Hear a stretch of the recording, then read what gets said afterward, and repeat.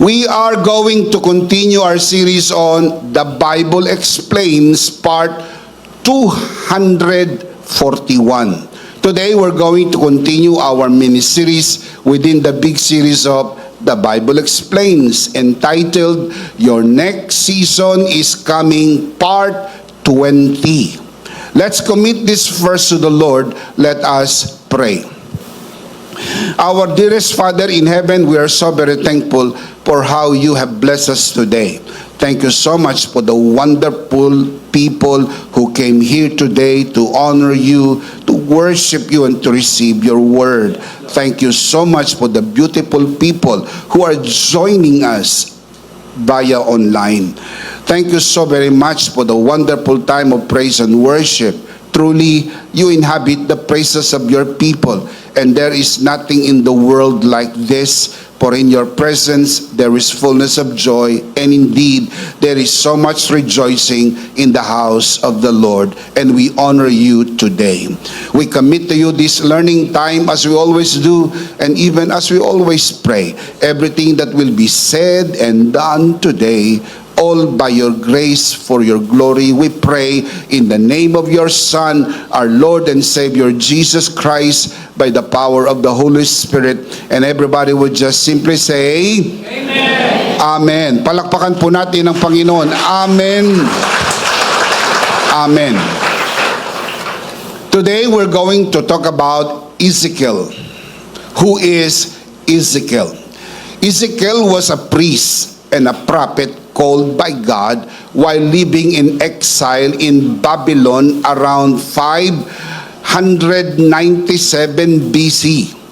There, God opened the heavens and gave him visions of his glory, showing that his presence and grace are not limited by circumstance. Having said this, my dear brothers and sisters, allow me to share with you today 3 things that happen when grace opens your eyes from the story of Ezekiel. Number 1, grace finds you in your hard times. Grace finds you in your hard times. Ezekiel chapter 1, verse 1 and 2. In the 30th year, in the 4th month, on the 5th day, while I was among the exiles by the Kebar River, the heavens were opened and I saw visions of God. Ang tinutukoy po ni Ezekiel ay ang petsa sa Hebrew calendar, Tammuz 5, 3168. Yun po ay base sa Hebrew calendar. Pero pag ito po ay ikinumpara natin sa Julian calendar, na siya namang ginagamit po natin, ito po ay nasa petsang July 31, 953 BC.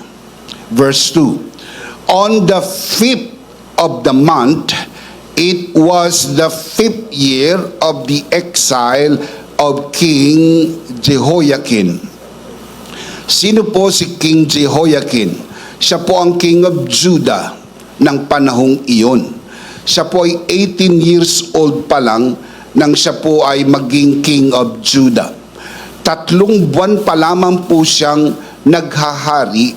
Sinalakay po ng Babylonia ang Jerusalem, sinira ang syudad at tinangay na bihag ang mga natirang buhay. Kasama po si King Jehoiakim na tinangay na bihag papunta sa Babylonia. Ito po ang pomoso kilala sa tawag na Babylonian captivity. To be exact, based on history, 70 years of Babylonian captivity. Kasama po si King Jehoiakim na tinangay na bihag. Kasama rin si Ezekiel at ang iba pang mga kilala po ninyo tulad ni Daniel, Shadrach, Meshach, Abednego at ang iba pa. Nakilala sa Biblia na sila yung mga exile, sila po yung mga bihag ng panahong iyon. Ezekiel did not receive his vision in the temple. He received the vision in exile. He was far from Jerusalem, far from familiar worship rhythms. Hindi tulad ng pangkaraniwan nating kaunawaan na nakikita ang mga pangitain, nare-receive ang mensahe sa mga sagradong lugar tulad ng templo o mga pagtitipon o pagsamba. Ibang-iba ang kay Ezekiel. Natanggap niya yung vision, natanggap niya po yung revelation sa lugar na hindi po natin inaasahan na dito mangyayari, doon po sa Babylonia. He stood among the displaced and the discouraged people in Babylon. Yet, in that unlikely place, Scripture declares the heavens were opened, grace broke through in exile. Ganun po talaga ang biyaya. Walang pinipiling panahon, walang pinipiling lugar. Kung minsan, in the most unlikely place, situation or circumstance, kayang gumawa ng biyaya ng Diyos. Can you say amen? Amen? This is the very nature of grace. It is not confined to sacred places. It is not restricted by geography, culture, or circumstance. Psalms 139 verse 7. Where can I go from your spirit? Where can I flee from your presence? The implied answer is obvious: nowhere. God's presence is not limited by distance. His grace is not diminished by displacement. Hindi ho nawawala ang presensya ng Panginoon saan mang lugar sa lahat ng pagkakataon. Laging naroon ang presensya ng ating Panginoon. Kahit sa mga lugar na kung minsan iniisip natin wala ang Panginoon dahil hindi natin nararamdaman. Dahil kung minsan ang ating mga pakiramdam ang pinagbabasihan natin kung narito nga ang Panginoon. Ang presensya ng Panginoon ay namamalagi, may nararamdaman ka man o wala, sapagkat ang presensya ng Panginoon ay hindi nawawala kailan paman. Can you say amen? Amen. Exile often feels like disqualification. It feels like loss, delay, or sometimes divine silence. But Ezekiel's story proves that hard times can become a place of revelation. The heavens opened not in Jerusalem's glory, but in Babylon's grief. Grace shows up where you least expect it. Kung kailan parang inaasahan mo, wala dito, hindi mangyayari ito, nandoon at kayang papangyarihin ng Diyos sapagkat walang limitasyon ang Diyos. Palakpakan natin ang Panginoon. Praise God. Biblically, this pattern is very, very consistent, even in the lives of the following people: Joseph, Daniel, and John. Joseph encountered God's favor in Egyptian prison, the most unlikely place, but it was in the prison cell he experienced the grace of God.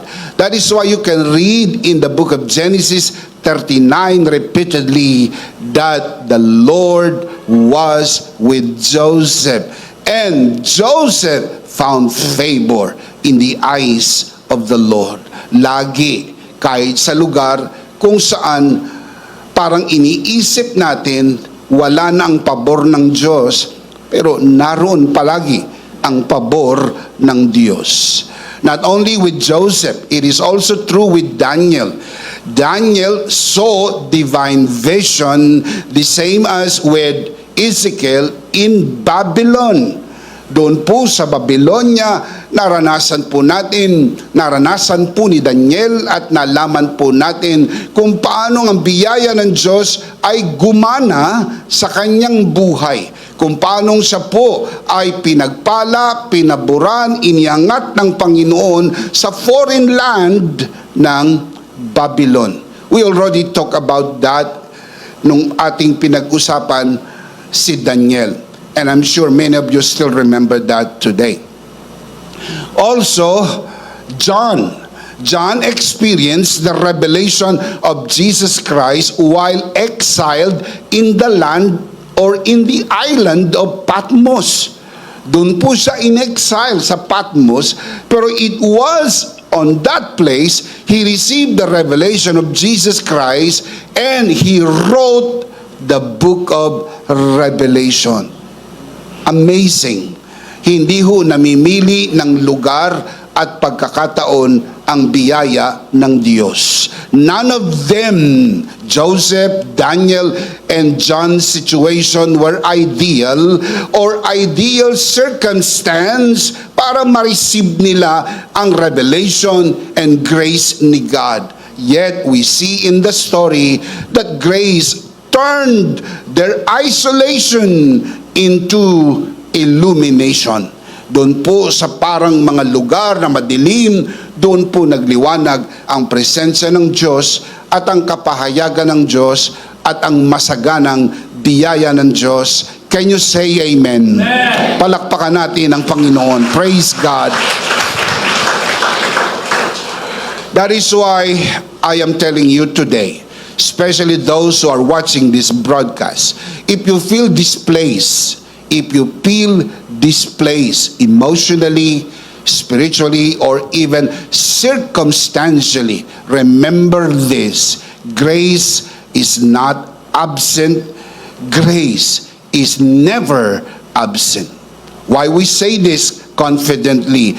Because we believe even your hard times, you may feel like a setback, but it may actually be a setup for a grace revelation.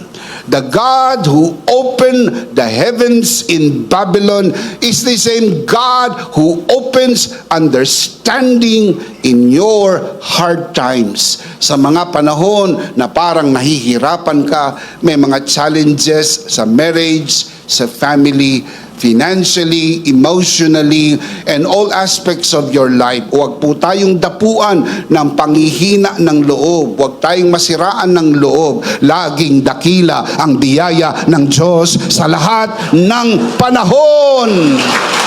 Shout amen! Because of Christ's finished work, no season is spiritually barren. No location is beyond grace. No exile is outside His purpose.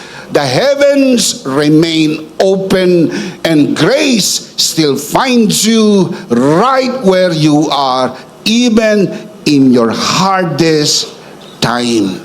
Laging tandaan sa mga mahirap na tagpo ng iyong buhay. Kung minsan umiiyak ka pero wala nang luha na tumutulo sapagkat nailuha mo na ang lahat ng luha dahil sa mga pighati at mga siphayo ng buhay na iyong pinagdadaanan. Allow me to encourage you today because you are not here in this gathering by accident. This is by God's divine appointment because I may not know what you are going through in this life. But let me assure you, God knows and His grace is always available for you. Not only today, but every day of your life. Shout amen. Give Him praise, give Him praise, give Him praise. Praise God. Praise God. Number one, grace finds you in your hard times. Number two, grace opens your spiritual eyes. Grace opens your spiritual eyes. Ezekiel chapter 1, verse 1 again. In the 30th year, in the 4th month, on the 5th day, while I was among the exiles by the Kebar River, the heavens were opened, and I saw visions of God. While many exiles sat in grief and discouragement, Ezekiel saw something different. He saw God.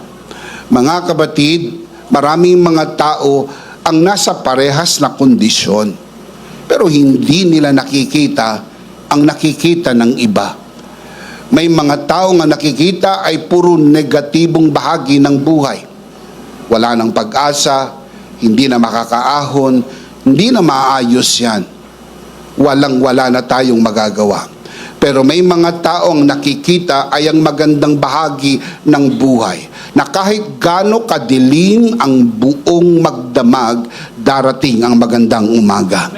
The Bible affirms the fact that weeping may last through the night, but joy comes in the morning. Walang bagyo, gaano man kalakas, na hindi tumitigil. Kahit gaano kalakas ang bagyo, tumitigil. At pagtigil ng bagyo, huhupa ang baha. Sisikat ang magandang araw at mararamdaman mo ang magandang umaga. Bakit? Sapagkat laging dakila ang biyaya ng Diyos sa lahat ng panahon. Palakpakan natin ang biyaya ng Diyos. Amen. The environment had not changed. Babylon was still Babylon. Captivity was still captivity. Yet grace lifted his perspective beyond the natural. Sa totoo lang, hindi naman magic, agad-agad nagbabago ang mga sitwasyong ating kinalalagyan. Pero at least may pag-asa. At least may nakikita kang glimmer of hope. May nakikita kang sulyap ng liwanag, sapagkat alam mo sa sitwasyong kinalalagyan mo, hindi ito ang huling bahagi ng buhay mo. Lalagpas lang ito at maganda ang plano ng Diyos sa buhay mo. Maganda ang biyayang inilaan ng Diyos para sa iyo. Shout amen. The difference was not location, it was revelation. Grace does not merely comfort you in crisis. Grace opens your spiritual eyes to see God at work in your hard times. Maraming mga tao ang nasira ng loob at tila di na nila nakikita ito. Kaya ang problema lalong lumalala sapagkat hindi nila nakikitang mayroong solusyon sa problema. At kung minsan ang iba, nakikita nilang ang Diyos ang may bigay ng problema. Kung ang Diyos ang may bigay ng problema, wala nang solusyon ang iyong problema. Huwag mong tignan ang Diyos bilang problema o nagbigay ng problema o parte ng iyong problema. You have to open your spiritual eyes to see that God is the solution to your problem. Ang Diyos ang solusyon sa iyong problema. Ang Diyos ang kagalingan sa iyong karamdaman. Ang Diyos ang gamot. Ang Diyos ang solusyon. Ang Diyos at wala nang iba. Can you say amen? Kapag nakita po natin ang Diyos sa pangitain ng ating spiritual na mata na siyang solusyon sa ating problema, huhupa ang nagwawalang damdamin, papayapa ang ating puso at magiging tiwasay ang ating kaisipan sapagkat alam mo ang linya na nakasulat sa Biblia, it came to pass. It came to pass. Dumating hindi para manatili, dadaan lang ito at mananatili ang biyaya ng Diyos magpakailan, kailan paman. Palakpak para sa Panginoon. Praise God. The Apostle Paul echoes this reality. 2 Corinthians chapter 4 verse 18, he writes, "So, we fix our eyes not on what is seen, but on what is unseen. For what is seen is what? Temporary. But what is unseen is what? Eternal." It is a clear contrast between seen and unseen, temporary and eternal.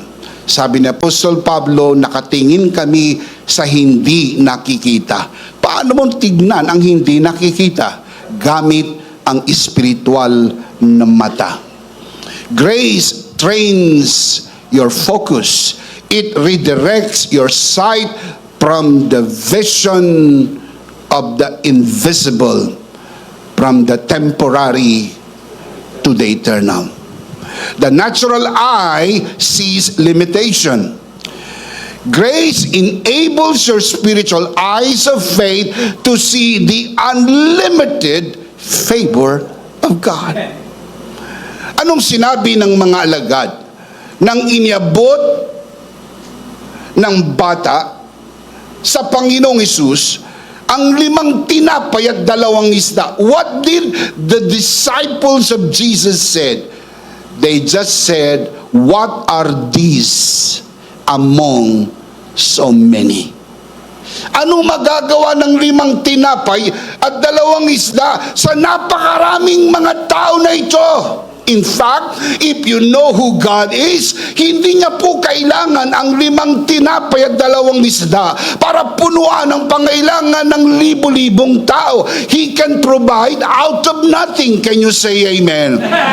But He just said, "What do we have?" Tinatanong ng Panginoon, anong mayroon ka? Sumagot ang mga alagad, "We have 5 loaves and 2 fish. But what are these among so many?" Mga kapatid, tinatanong ka ng Panginoon, anong mayroon ka? Kung mayroon o wala, hindi limitado ang kayang gawin ng Diyos. Kaya niyang gumawa ng himala sa buhay mo. Kaya niyang punuan ang iyong mga pangangailangan. Can you shout amen? Only the spiritual eyes can see the unlimited favor of God. The same thing happened in the story of Elijah and Gehazi, written in 2 Kings chapter 6. Pinaligiran po ng Aramean armies ang buong city of Dothan. At determinado ang Aramean armies na hulihin itong si Elijah. Nang sumilip sa bintana si Gehazi, ang sabi niya, "Alas! Oh my Lord, we are surrounded with so many armies." Anong sabi po ni Elijah? "Don't worry. More is with us than with them." Huwag mag-alala, mas marami ang nasa atin kaysa nasa kanila. Ang sabi ni Gehazi, 1, 2. Dadalawa lang tayo rito, my Lord. Dadalawa lang tayo rito. Napapaligiran tayo ng napakaraming mga armies.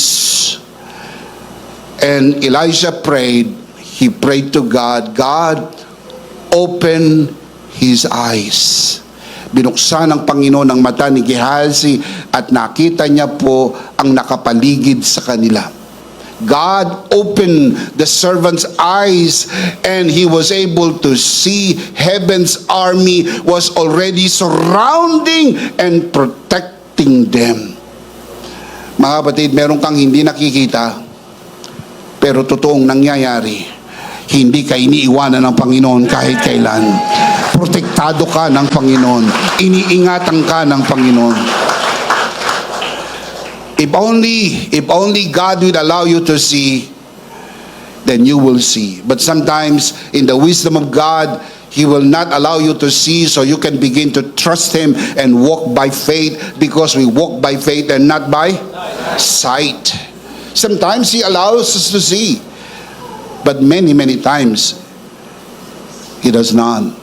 At kung di man payagan ng Diyos makita ng ating mga mata ang mga bagay-bagay na nangyayari, magtitiwala pa rin tayo dahil hindi mabibigo ang pangako ng Diyos sa lahat ng panahon. Lagi niya tayong sasamahan, hindi niya tayo iiwanan. Can you say amen? The same thing happened with Stephen. Similar thing. Stephen, while being stoned, he saw heaven open, the Son of Man standing at the right hand of God. Amazing. Amazing. Meron kang spiritual eyes. Meron kang natural eyes. Natural eyes can only see natural things. Spiritual eyes can see spiritual things. Habang binabato ng mga tao itong si Esteban, ay meron po siyang nakitang vision, nakita niya ang pangitain na buksan ng langit. At nakita niya ang Panginoong Hesus nakatayo sa kanan ng Ama. His circumstances were unjust and violent, yet grace gave him heavenly vision in the middle of the situation. The vision did not remove the stones, but the vision transformed him into becoming a different person. It was amazing how Stephen responded in the situation. And what made him respond that way? What changed this man? What he saw. The heaven is open and he saw Jesus. And the moment he saw Jesus, he was changed. What changed him? The vision. Kapag nakita mo ang biyaya ng Diyos, magbabago ang iyong buhay. Pag nakita mo ang tinapos na gawa ni Kristo na palaging sapat, magbabago ang iyong buhay. Pag nakita mo ang tinapos na gawa ni Kristo, mawawalang pangamba sapagkat alam mo, mahal ka ng Diyos, pinatawad ka na ng Diyos, niligtas ka, pinagpala, pinaburan, at pinagaling ka. Shout Amen! Anong pagbabagong idinulot ng pangitaing nakita ni Stephen? The man was truly changed, and we can see the change in how he responded in the situation. I'll show you the verse. Acts chapter 7 verse 59 and 60. While they were stoning him, Stephen prayed, "Lord Jesus, receive my spirit." Then he fell on his knees and cried out, "Lord, do not hold this sin against them." And when he had said this, he died. He fell asleep. Mga kapatid, bago siya namatay, ang sabi niya sa wikang Pilipino, huwag mong ituring na kasalanan ito sa mga taong ito. In the same manner that Jesus prayed before he died, "Father, forgive them, for they do not know what they do." Only grace can do this. Sa ganitong sitwasyon, may mga taong mamamatay sa bitterness, mamamatay sa kapaitan, mamamatay sa galit, himagsik. Just imagine the pain of being stoned. Imagine the pain. Ramdam mo yung sakit. Pwede kang mamatay, pero mamatay nang hindi ganito kasakit. Pwede kang mamatay nang hindi ganito kalupit at kabayolente. He was stoned to death. And while the people were stoning him, he prayed, "Lord, do not hold this sin against them." Then he died. Mga kapatid, in my estimation, this is just what I believe, he did not die by stoning. He died by giving his spirit to the Lord. And he said, "Lord Jesus, receive my spirit." Mga kapatid, pag nakita mo na po ang pangitain ng biyaya ng Diyos, ang kamatayan na hindi po magiging madilim na senaryo para sa iyo. Sapagkat ako'y naniniwala, habang gusto ng Diyos buhay ka, walang pwedeng pumatay sa iyo. Pero kung dumating na ang panahon ng hangganan at sukdulan, hanggang doon na lamang at talagang kukunin ka na ng Panginoon, huwag ka nang pumalag. Ang sabihin mo na lang, "Lord, receive my spirit," sapagkat ikaw ay kukunin na at mapapasa Panginoon na magpakailan-kailan pa man. Shout Amen. And Bishop, how do you know kung kukunin ka ng Lord? You should know. Ikaw ang kukunin, hindi naman ako. Kukunin ka tapos hindi mo alam? Ano yung kidnap? You should know. There is peace in your mind, there is peace in your heart. And you know, today is my coronation day. Wow. Give him praise! Give him praise! Give him praise! For to me, to live is Christ, and to die is to be absent in the body is to be present with the Lord. Ganyan ang pananaw ng mga taong nakita na ang biyaya ng Diyos. Palakpakan natin ang Panginoon. Praise God. When grace opens your eyes, you begin to see beyond exile. You see God's throne above chaos. You see the purpose of God beyond pain. You see calling beyond captivity. You clearly see who you are in Christ Jesus. Maliwanag, sino ako sa harap ng Diyos? Now, when your eyes, spiritual eyes are open, you can boldly say, I am what the Bible says I am. I have what the Bible says I have. And I can do what the Bible says I can do. But hindi nakikita ng iba sapagkat ang kanilang mga spiritual na mata ay may tabing o kaya na may nakapikit at hindi nila nakikita. Pero sa atin, na nililiwanagan na at nakita na natin ang liwanag ng biyaya ng Diyos, maliwanag, masasabi natin ito ng may kumpiyansa at sabihin nga natin ng malakas, sabay-sabay, I am what the Bible says I am. I have what the Bible says I have. I can do what the Bible says I can do. And furthermore, when your spiritual eyes are open, you see more. You see even better because you now begin to see without a doubt that in Christ I am perfectly loved. In Christ I am completely forgiven. In Christ, I am righteous and holy. In Christ, I am a child of God. I am a new person inside.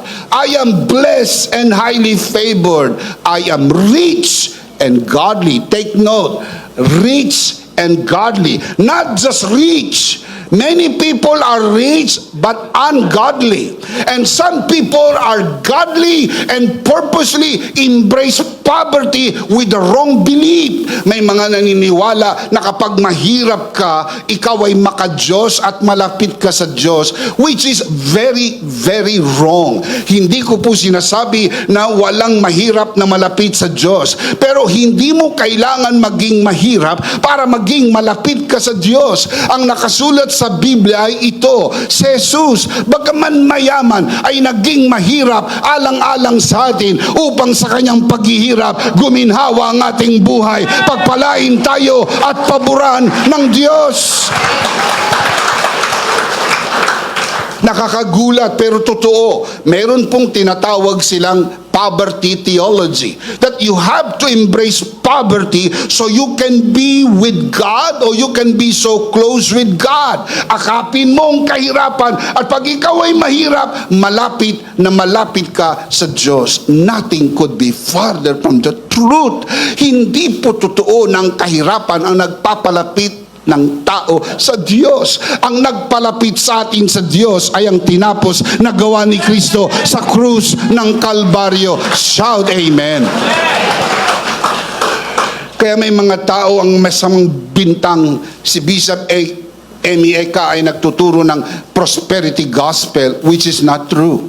I am not teaching prosperity gospel. I always say that. Sapagat yun ang palaging bintang. Ay, ang mga nagtuturo ng prosperity gospel, prosperity gospel. No, I am not teaching prosperity gospel. I am teaching the gospel of grace, and grace brings prosperity.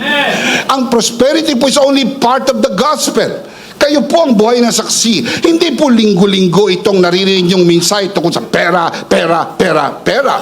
Admittedly, may mga pastor at obispo na walang ibang mensahe kundi pera, pera, pera. Maglalagay sila ng napakaraming box o basket sa harapan ng entablado at uutusan ng mga taong punuin ang mga basket na ito upang sila'y pagpalain. At pag hindi na puno ang mga basket, sila'y hindi pagpapalain. Yun po ang prosperity gospel. Hinihimok ang mga taong magbigay para pagpalain. Ibang-iba po ang mensahe natin. Hindi ho ganyan. Kabaliktaran ng ating mensahe. Pinagpala ka muna ng Panginoon. Biniyayaan ka ng Panginoon. Kaya ka nagbibigay sapagkat pinagpala ka ng Diyos.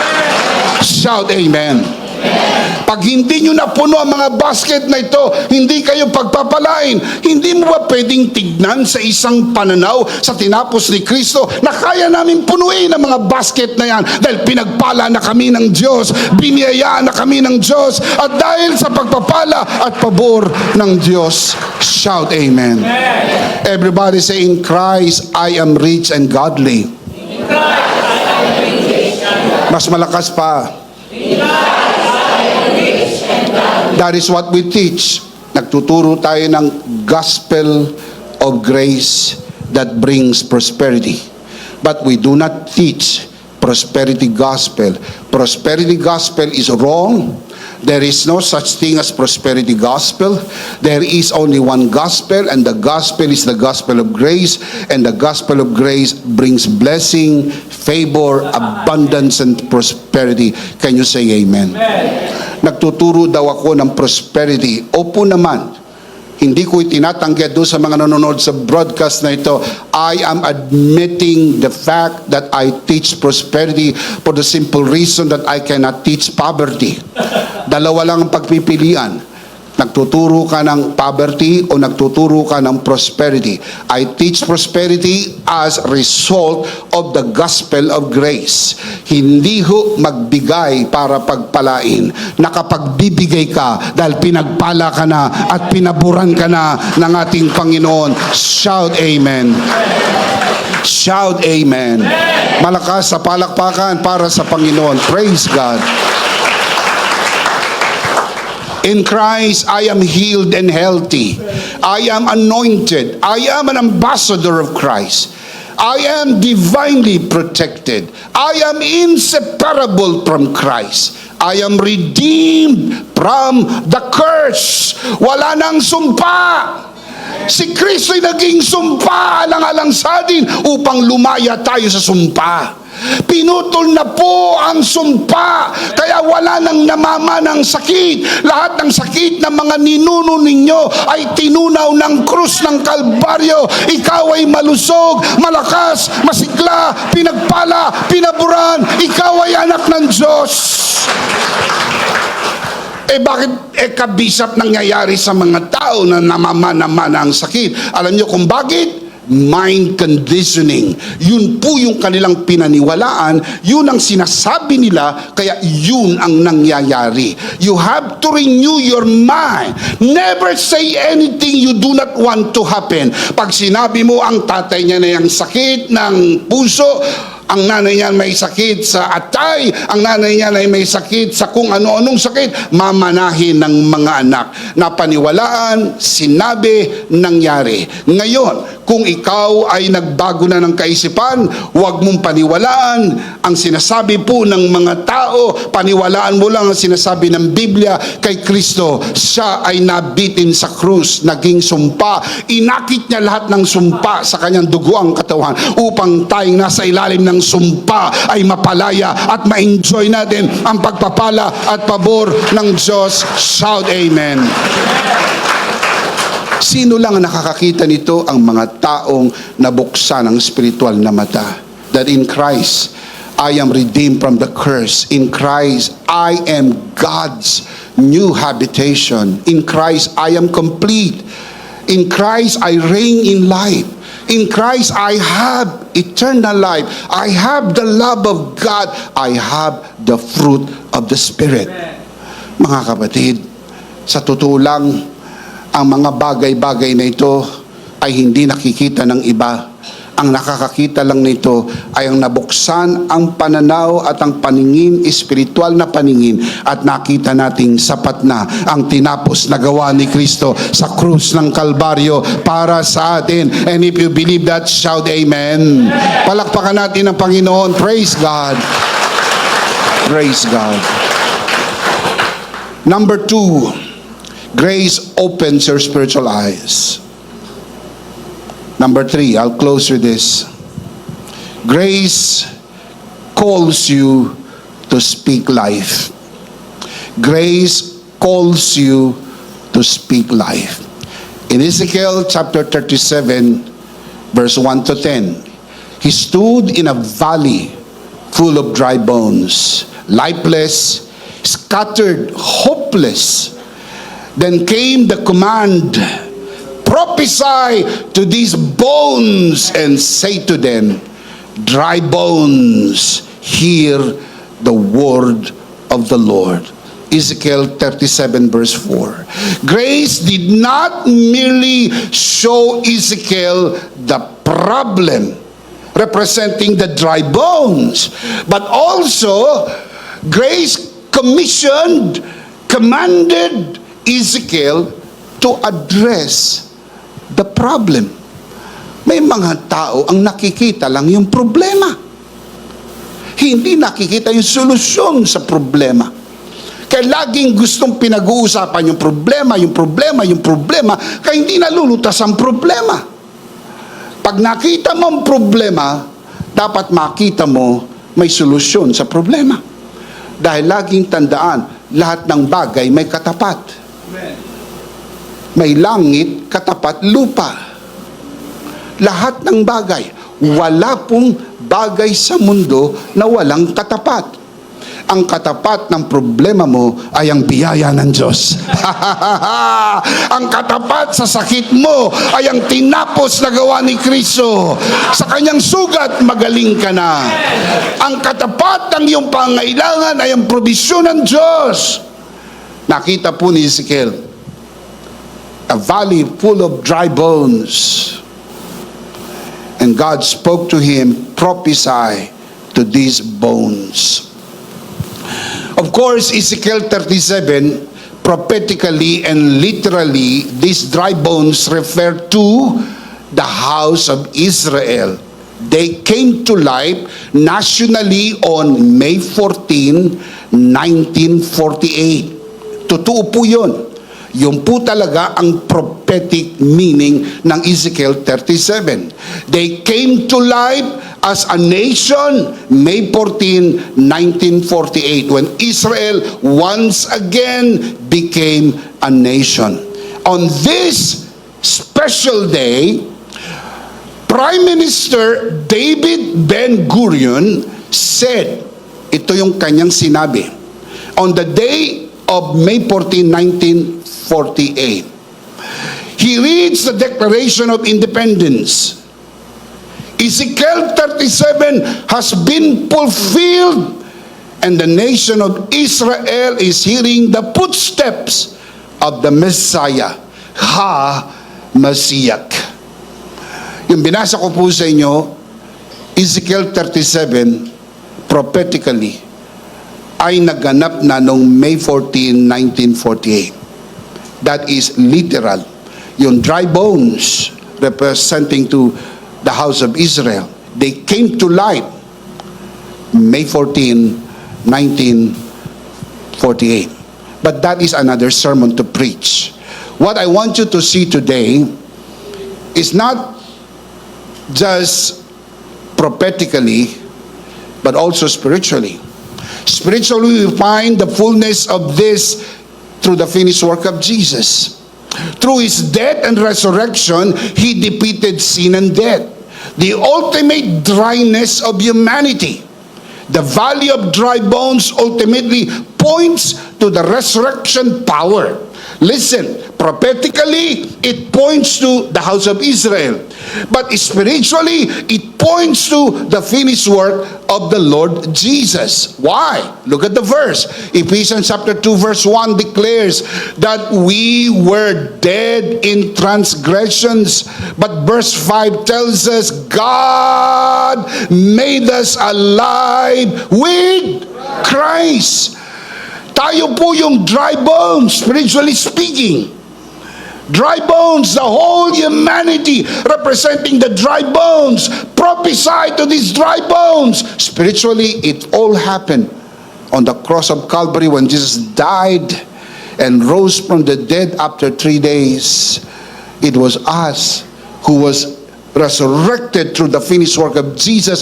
Spiritually, patay tayo, pero dahil sa tinapos na gawa ni Kristo, tayo'y nagkaroon ng spiritual na buhay at buhay magpakailan-kailan paman dahil kay Kristo. Palakpakan natin ang Panginoon.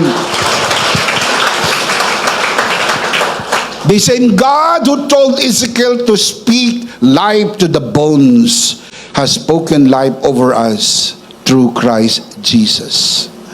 When you stand in dry places, like dry families, dry marriages, dry finances, or it could be dry health, remember this: grace has called you to speak life. You are not called to analyze the dryness, but speak life over dryness. Maraming mga tao, ang buong buhay ay inanalisa kung anong problema. Pero hindi ho nakita ang solusyon sa problema. The simple solution to the problem is speak life to the dryness. Pag lumalanta na ang mga bahagi ng iyong buhay, tumatamlay ang negosyo, tumatamlay ang kita, tumatamlay ang pasok ng pera, speak life. Tumatamlay ng relasyon yung mag-asawa, speak life. Hindi na maganda ang samahan ng magkakapatid, hindi na maganda ang samahan ng mga in-laws, hindi na maganda ang samahan ng pamilya, speak life. Because when we speak life, life is released. Proverbs 18:21, you know this by heart. Death and life are in the power of the tongue, and those who love it will eat its fruit. Life and death and life are in the power of your tongue. You can speak life, you can speak death. So if you have a choice, choose to speak life. Huwag reklamo ng reklamo. Lahat naman may problema. Lahat naman nagkakaroon ng problema. So sa halip na mag-speak ka ng complain, mag-speak ka ng life. Why? Look at the same verse from the Message. Proverbs 18:21 from the Message. Words kill. Words give life. They are either poison or fruit. You choose. It's a matter of choice. If you choose death, speak death, death will come. If you choose life, speak life, life will come. So huwag mo sisisihin ang mga tao sa nangyayari sa buhay mo. In fact, to be honest, may mga nangyayari sa buhay mo ngayon ay resulta 5 taon mo nang binibigkas, ngayon lang nangyayari. O 3 taon mo nang binibigkas, ngayon lang nangyayari. Yung iba ay nangyayari ngayon, yun yung binigkas mo last week. That's why you have to be very careful with what we say. Speak life. Don't speak death. Lagi ko sinasabi sa inyo, pag ayaw mong mangyari, huwag mong sasabihin. Pag ayaw mong mangyari, huwag mong sasabihin. Kagatin mo yung dila mo.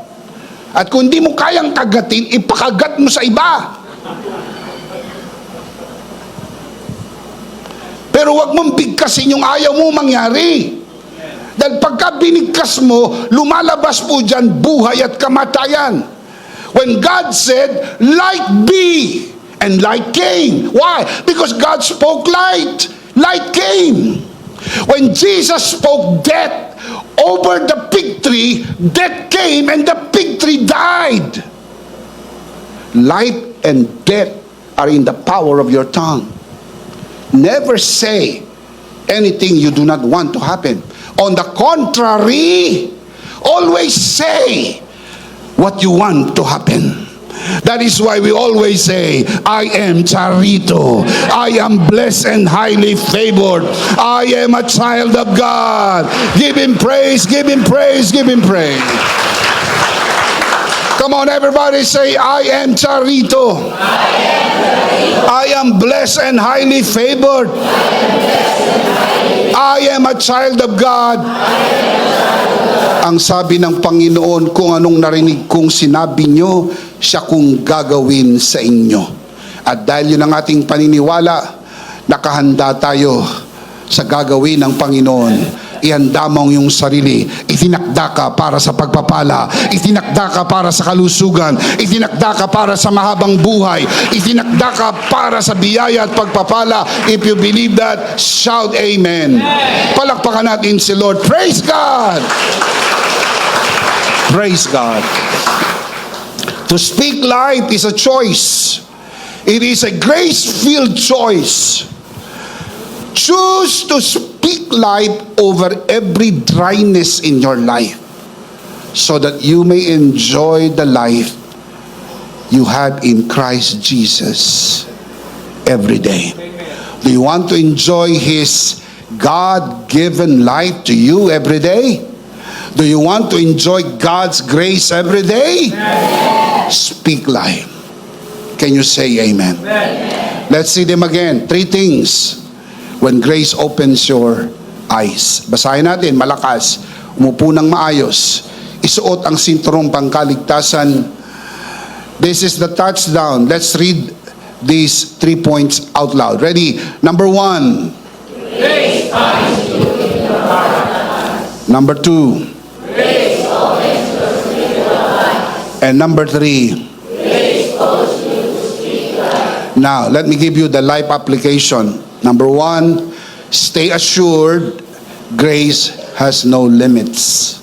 Stay assured grace has no limits. Ezekiel did not see the heavens open in Jerusalem, but in Babylon's exile, a place of loss and uncertainty. This reveals that grace is not confined to favorable places. Even in hard times, the heavens opened. Grace is not governed by circumstance. It is always governed by God's initiative.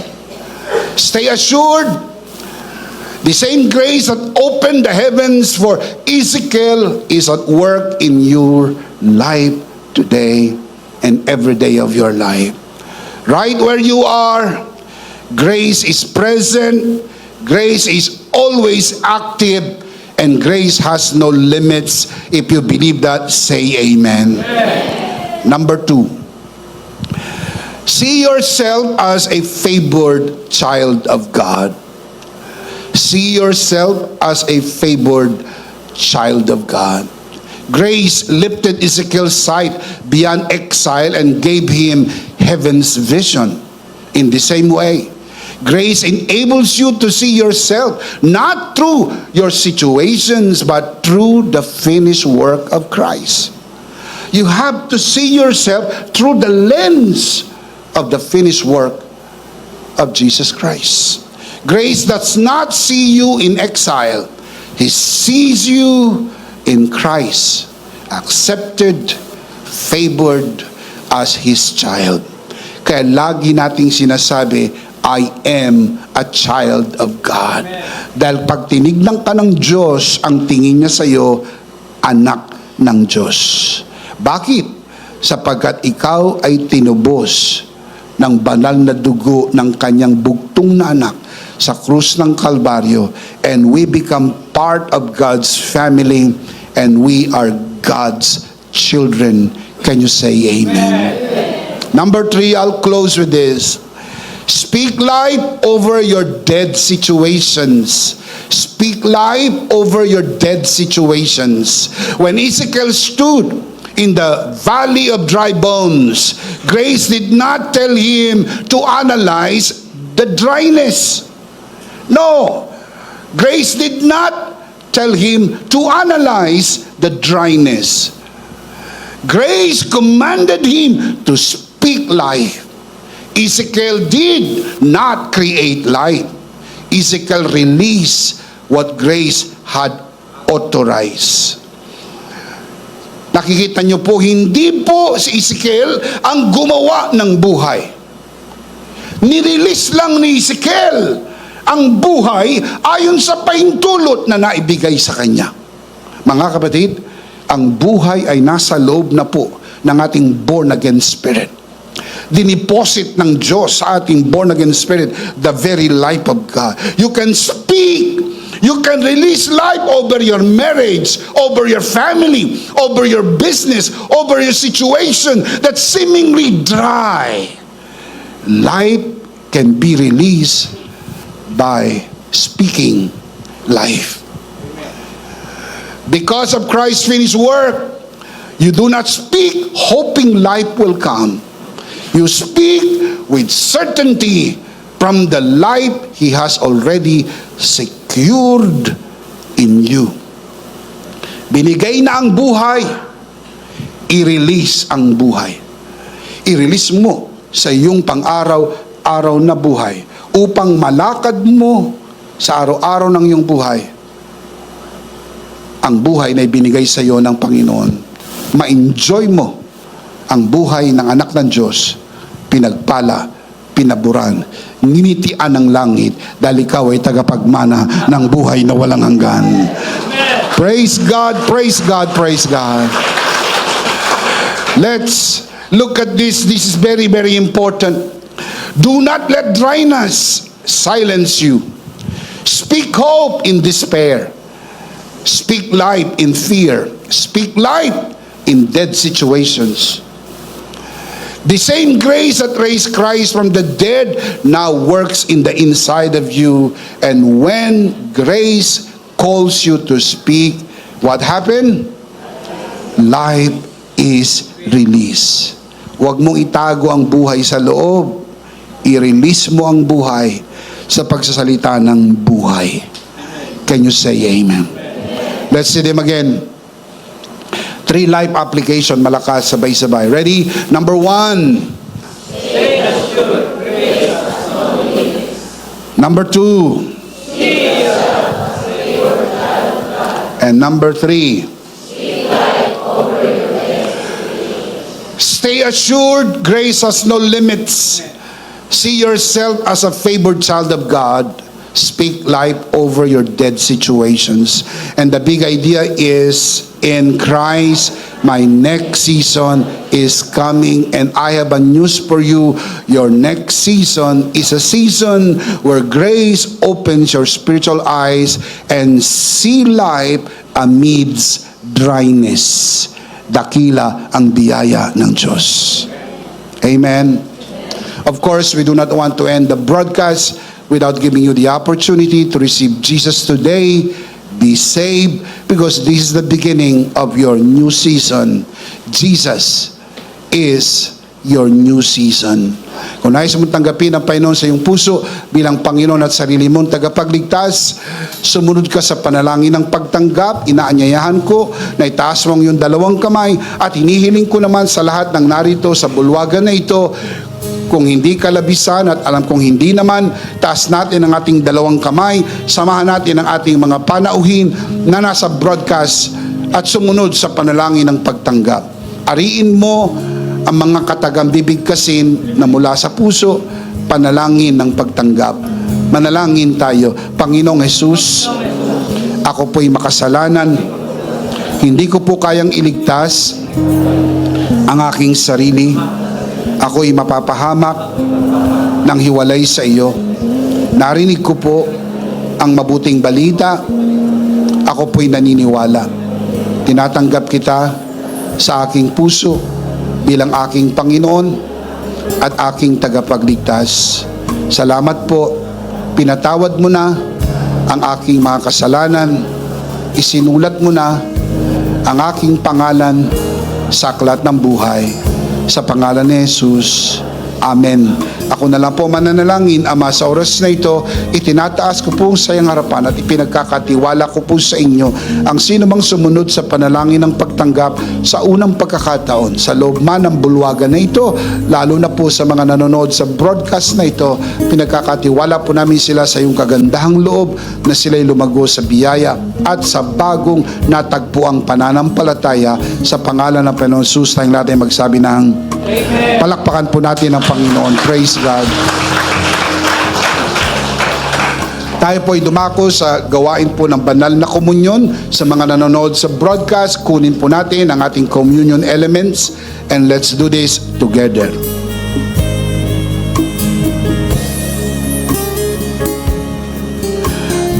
Alright, let's do this together, mga kabiyaya. Hawak-hawak po natin ang pinakamakapangyarihang simbolo ng tinapos na gawa ni Kristo sa krus ng Kalbaryo. Ito Ito ang aral na tinanggap ko sa Panginoon at ngayon naman ay binibigay ko sa inyo. Nang gabing si pagkanuloy dumampot siya ng tinapay, kanyang pinagpirapiraso at kanyang sinabi, ito ang aking katawan na pinagpirapiraso dahil sa inyo. Gawin niyo to bilang pag-alaala sa akin. Sabay-sabay po natin gawin.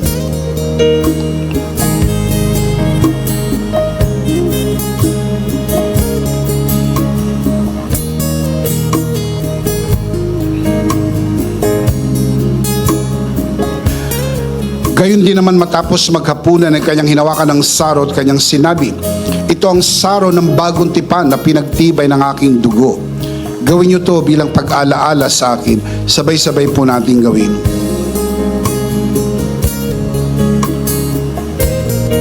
Ate po itaas ang ating dalawang kamay at sumunod po tayo sa panalangin na ito.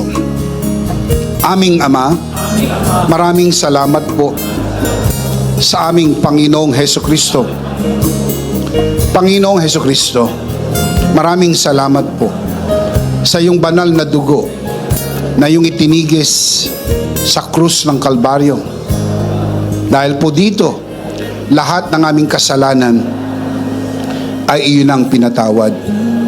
Maraming salamat po sa iyong katawan na nabugbog at nasugatan. Dahil po dito, lahat ng aming sakit ay iyon ang pinagaling. Gaya ng nasusulat, sa iyong mga sugat, ako'y magaling na. Ako'y naniniwala, ako'y magaling na. Aking dinideklara, ako'y magaling na. Ako'y malusog, malakas, masigla, pinagpala, pinaburan, at mabubuhay ng mahaba. Sa pangalan ni Jesus, maraming salamat po, Banal na Espiritu, sa iyong kapahayagan sa mensahe ng biyaya.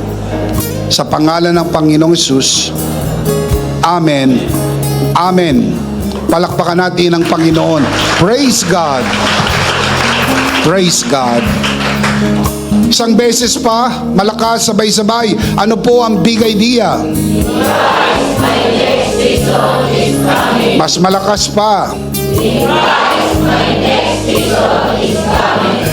Last of all, let me speak to your heart. You who are watching this broadcast, if this broadcast has blessed you, I would like you to bless this ministry with your love offering so that together we can reach the world with the message of full grace. And from the bottom of our hearts here at EMI, we would like to say thank you for giving to the Lord. We'll see you next Sunday, prayerfully on site, but definitely we'll see you again online. Ako po si Bishop Emmy, kasama po si Pastora Joe at ang kabuuan ng The Lord's Community and EMI Broadcast. Maraming